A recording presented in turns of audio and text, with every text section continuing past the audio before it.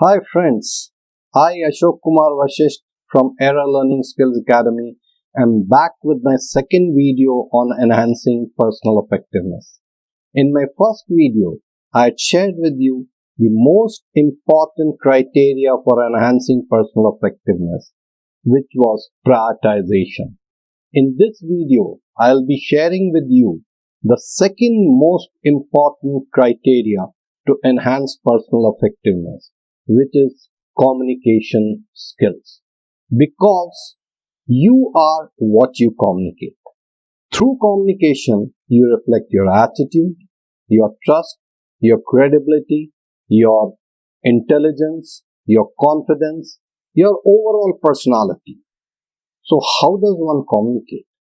We exchange our thoughts and feelings with our colleagues, our friends, our family members, and strangers, either face to face or through phone or email messaging or any other channel. Effective communication skills go a long way in building relationships, leading to healthy progress in personal and professional life. The key areas one needs to focus upon for effective and healthy communication are conversing with people and listening attentively.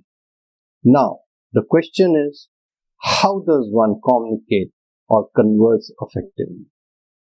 As per a research by Professor Albert Mehrabian, PhD from Clark University, the basis for effectiveness of spoken communication, the interpretation of our message depends on 7% of meaning in the words that are spoken, 38% of meaning is paralinguistic, the way that the words are said, 55% of meaning is in facial expression.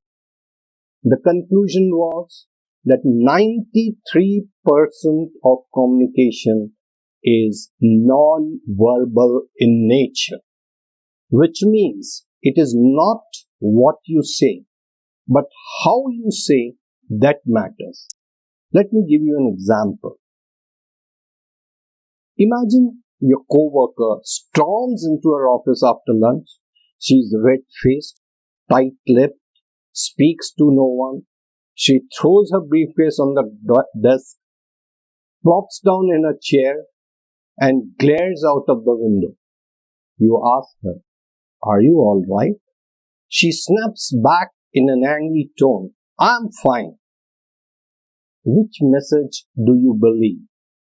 Her nonverbal signals, behavior and voice tone, or her verbal message, that is the words alone? More likely, you believe the non-verbal message. Now I'll give you another example. During a friendly conversation with my boss discussing sales strategy during the peak season, that is when I was in sales, I asked her, "Can I take next week off?" She said, "Sure, take all the time off you need." And she also distanced herself from me.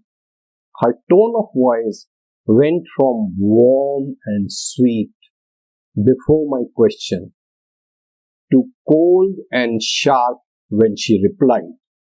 Although her words seemed positive, her tone of voice and her distancing from me indicated she is not happy about my request. So how does one do face-to-face communication? It is not only the words that we speak. Your voice and your tone speaks. Your eyes and face expressions speak. Your head movements speak. Nodding implies you agree or you're trying to understand, and sideways movement indicates disagreement or lack of understanding. Your hands speak. If you say the moon is round, or if you're pointing something at a distance, finger pointing if blaming, gesturing with your fingers to invite someone closer or move away from you. Your body posture speaks. If you're sitting and you move to the edge of the chair, you probably are indicating that you want to leave. If you slouch or stand or sit lazily when the other person is talking, means you're not interested. Your distance speaks. Moving closer shows closer relations. Staying further indicates not so close, very formal relations. Broadly, the four distinct zones are intimate, 0 to 2 feet, personal, 2 to 4 feet, social, 4 to 12 feet, and public, more than 12 feet. So coming back to what I said earlier, it is not what you say, it is how you say that matters. Therefore, what is important is match your gestures or body language, tone of voice, facial expression, head movements, hand gestures, body posture, and physical distancing with your spoken words.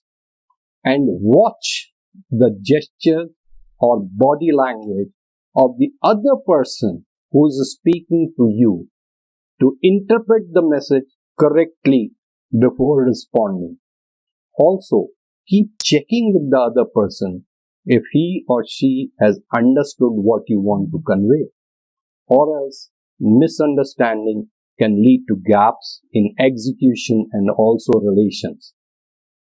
The ultimate objective should be to reach an understanding which benefits both, that is, arrive at a win-win situation and also build trust in each other, which will in turn lead to strong and healthy relations. So, before responding, follow the 6 and 9 principle. The two men shown in the image are looking at a digit from different ends. One sees a 6, the other a 9. The caption tries to get us to see that there are 2 points of view that just might be equally valid. Just because you are right does not mean I am wrong. You just haven't seen life from my side. So, it's important to acknowledge the other person's point of view before responding. If you're not aware of the other person's point of view, then you react and not respond. So, healthy communication is to respond and not react. But for all this, effective listening is a must. Again, the question to be answered is how?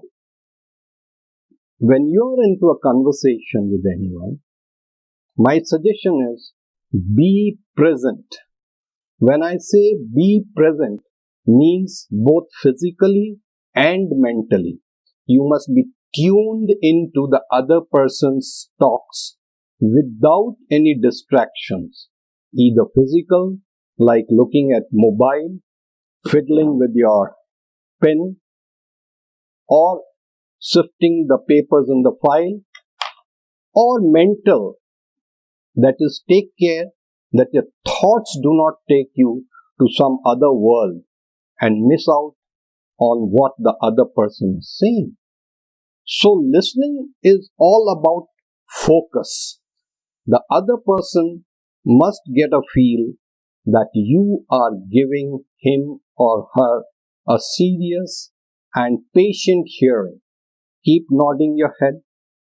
Paraphrase in between to check your understanding and conveying what you are, that you are in, I would say that you are in complete listening mode. When you paraphrase, you use your own words to express something that was said by another person. For example, let me share with you. Supposing I say, I am having a hard time communicating with Suresh and I don't know what's going on. If I paraphrase this, I would say it sounds like you're frustrated that you and Suresh aren't getting along. So to summarize, 5 key points for effective communication. Number 1, more than the words, the tone and body language speaks. So match your body language with your spoken words to align with what you want to convey. Number 2, watch and understand the body language of the person speaking to you and read in between the lines. That is, interpret correctly what the other person is saying. Number 3, follow 6 and 9 principle. That is, understand the other person's point of view and respond appropriately. Number 4, communicate with the objective of arriving at a win-win situation and building trust. Number 5, listen with complete focus to respond appropriately, reflecting mutual respect. So friends, this is more about face-to-face communication. In my next video, I will share my thoughts on communication which is telephonic or through email and social media. If you have found this useful, please like and subscribe and wait for my next video. Thanks.